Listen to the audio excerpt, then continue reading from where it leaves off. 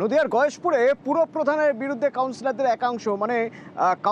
একাংশ তারাই পুরপ্রধানের বিরুদ্ধে ভেটো দিচ্ছে। তারা বলছেন যে পুরপ্রধান দুর্নীতির সঙ্গে যুক্ত। নদিয়ার গয়েশপুরের ঘটনা, বলছেন যে টেন্ডার ছাড়া নাকি 2 কোটি টাকার রাস্তার কাজ শুরু করে দিয়েছে। কোনো রকম কোনো পুর বোর্ডের বৈঠক হয়নি। রঞ্জিত রয়েছে আমার সঙ্গে লাইভে। রঞ্জিত, কি কি অভিযোগ উঠছে পুরপ্রধানের বিরুদ্ধে এবং যারা অভিযোগ করছেন এই কাউন্সিলররা, তাদের কাছে কি নথি রয়েছে, কি তথ্য রয়েছে, কিসের ভিত্তিতে তারা এই অভিযোগ করছেন?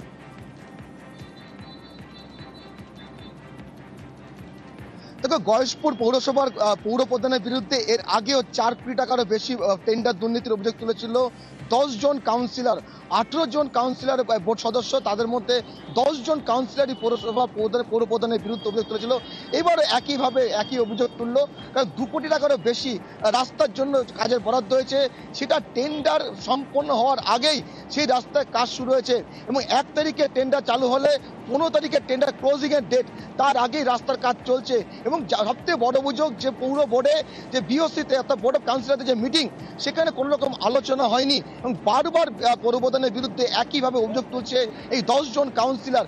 এর আগেও কাউন্সিলররা পৌরপ্রধানের বিরুদ্ধে তারা অনাস্থা প্রস্তাব এনেছিল একাধিক দুর্নীতির অভিযোগে।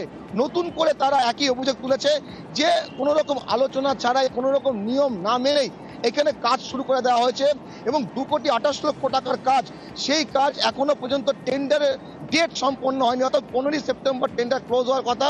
তারপরে বেশ কিছু নিয়ম রয়েছে, তারপরে বিওসিতে আলোচনা হবে, তারপর টেন্ডার সম্পন্ন হবে, কিন্তু তার আগে ঠিকাদারদের দিকে কাজ করা হচ্ছে। যদিও পৌরপ্রধান দাবি করছে দ্রুত মেরামতির কাজ শুরু করা হয়েছে, যেহেতু সামনে পুজো রয়েছে, রাস্তা অবস্থা অত্যন্ত খারাপ রয়েছে, তার জন্য তিনি কাজ শুরু করেছেন, স্থানীয় ঠিকাদাররা এই কাজ করছে। তবে প্রশ্ন উঠছে যে টেন্ডার সম্পন্ন হওয়ার আগে কি করে কাজ শুরু করলো, সেটা নিয়ে কিন্তু ক্ষোভ প্রকাশ করেছে 10 জন কাউন্সিলর। ধন্যবাদ। ও একটার পর একটা করেই যাচ্ছে দুর্নীতি। এর আগে 4,12,00,000 টাকার রাস্তা আজ অব্দি বোর্ডে পাস হয়নি। আবার 2,02,84,000 টাকার 5খানা রাস্তা হওয়া ভালো। 12 তারিখে বোর্ড মিটিং গেছে, তাহলে 12 তারিখে বোর্ড মিটিংয়ে কেন আলোচনা করলি না? বোর্ডের অনুমোদন ছাড়া 1 সেপ্টেম্বর সে টেন্ডার করলো, কিন্তু আশ্চর্যজনক ভাবে দেখা যাচ্ছে ওই তার সঙ্গে যে কয়েকজন কাউন্সিলর চলে, তাদের ওখানে নারকেল ফাটিয়ে উদ্বোধন করে রাস্তার কাজ পরশুদিন থেকে শুরু হয়ে গেছে।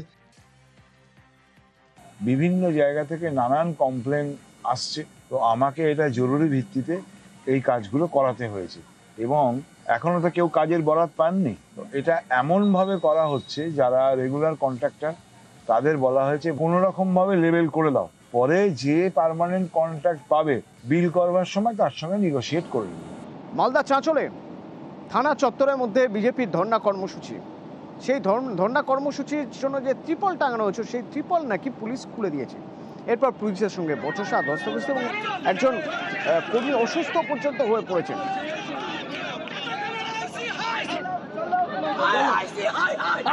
সেবক আছে আমার সঙ্গে ফোনে। সেবক, প্রথমত থানা চত্বরে এভাবে ধর্ণা কর্মসূচি সম্ভব না, পারমিশন পাওয়া যায় না, কিন্তু এক্ষেত্রে তাহলে এই কর্মসূচি শুরু হলো কিভাবে? আগেই তো আটকানো সম্ভব ছিল। একদমই। দেখো, গতকাল বিকেলেই উত্তর মালদার বিজেপি সাংসদ খগেন মুর্মু তিনি চাঁচল থানায় যান আইসির সঙ্গে দেখা করতে।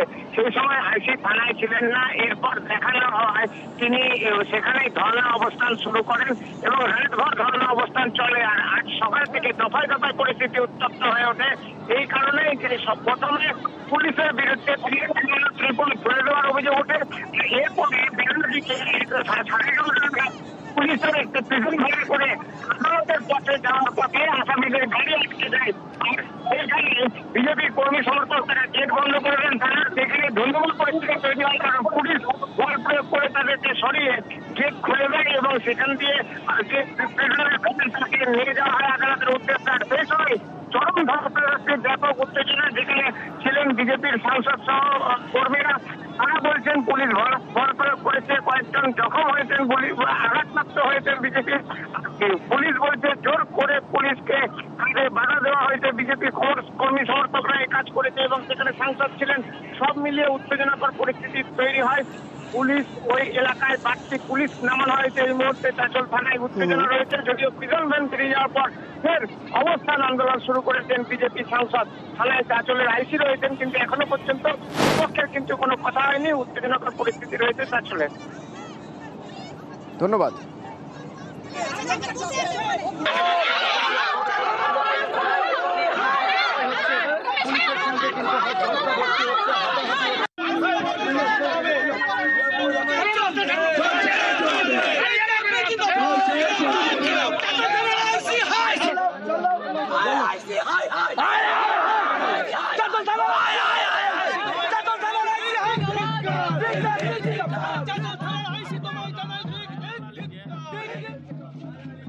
মাটির রাস্তার জায়গায় তৈরি হবে ঢালাই রাস্তা। ১.৫ বছর আগে টাকা বরাদ্দ হলেও কাজ শুরু করেনি ঠিকা সংস্থা। সম্প্রতি এই খবর দেখায় নিউজ 18 বাংলার। তারপরেই পদক্ষেপ, অবশেষে কাজ শুরু।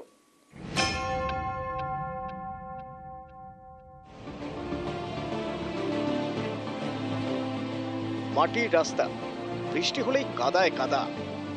এখানে ঢালাই রাস্তা তৈরি হওয়ার কথা, এর জন্য রাজ্য সরকার টাকাও বরাদ্দ করে।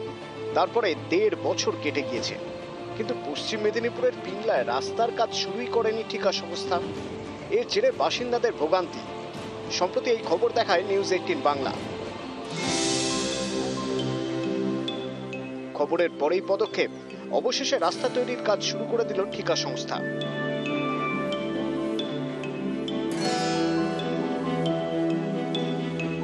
আমাদের অনেকদিন রাস্তা খারাপ ছিল, জিসিপি এসেছে, মাল টাল পড়ছে, রাস্তাটা হবে, এটুকু শুনে আমরা খুশি।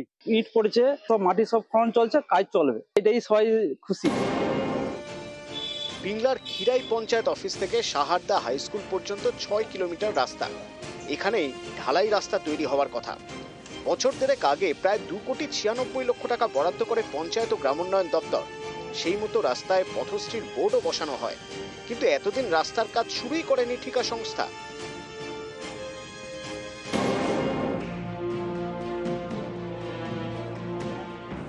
নিউজ 18 বাংলায় এই খবর দেখানোর পরেই পদক্ষেপ, মাস শুরু হতেই রাস্তা তৈরির কাজ শুরু।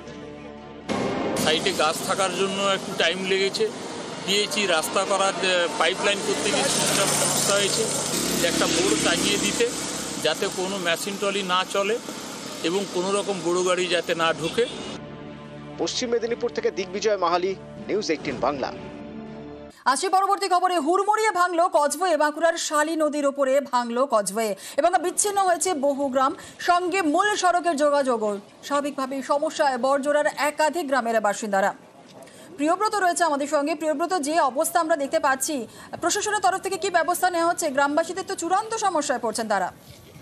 একেবারে গ্রামবাসীদের চূড়ান্ত সমস্যায় পড়তে হচ্ছে, কারণ বড়জোড়া ব্লকের বিস্তীর্ণ এলাকা জগন্নাথপুর, ভৈরববাটি, আলতোড়া, কানাই, নামাই, দদিমুখা, শালদা সহ প্রায় 20 থেকে 25টি গ্রামের মানুষকে এই কজওয়ে দিয়ে পারাপার করতে হয়। কারণ এই কজওয়ে একমাত্র বড়জোড়া, বেলিয়াতোড় এবং সোনামুখী এই রাস্তার কিন্তু যোগাযোগের একমাত্র বদ্ধম। কারণ এই গ্রামগুলির মানুষকে মূলত যারা পড়ুয়া রয়েছে বা কোনো রোগী রয়েছে তাদেরকে কিন্তু এই রাস্তা দিয়ে যেতে হবে, কিন্তু মেন রাস্তায় আসতে হলে সেই গ্রামের মানুষজন সমস্যায় পড়েছে। দুই পারের গ্রামের মানুষজনই কিন্তু চাইছেন যে এই কজওয়ে অবিলম্বে সারাই করা হোক বা পুনর্নির্মাণ করা হোক, পুরোপুরি ভেঙে পড়া উঁচু করা হোক। কেননা শালী নদীতে যে সময় জল বাড়ে, প্রতিবারই বর্ষায় দেখা যায় এই কজওয়ের উপর দিয়ে জল যেতে, এবং এই যে কজওয়ে দীর্ঘদিন ধরে কজওয়ে বাম আমলে তৈরি হয় কজওয়ে, তারপর থেকে কোনো রকম সংস্কার করা হয়নি। স্থানীয় মানুষজন চাইছেন নতুন করে বড় করে কজওয়ে না করলে এই সমস্যা আরো বাড়বে। কিন্তু হঠাৎ করে যেভাবে কজওয়ে গতকাল বিকেলে ভেঙে পড়েছে, মানুষজন চাইছেন যে অবিলম্বে ব্যবস্থা করতে। ধন্যবাদ। আমরা এইদিকে সমস্ত যাওয়া আসা করি, এইদিকে থেকে খাবার দাবার সব আমার এই ধার থেকে পেরিয়ে যায়, লেনদেন সব এই ধারে। আর সমস্ত মানে আমরা শুধু মাঝে ঢিপের মতন ওই ধারে বসে আছি। যদি এইটা বন্ধ হয়ে যায় আমাদের একদম খাবার বন্ধ হয়ে যাবে। আজ মানে বিরাট ব্যাপার, মানে যে কি করবো আজকে কিছু খুঁজে পাইনি, এই তো দাঁড়িয়ে আছি ওই ধারে। ওইদিকে কি করে পেরোবো সেটাই তো সমস্যা।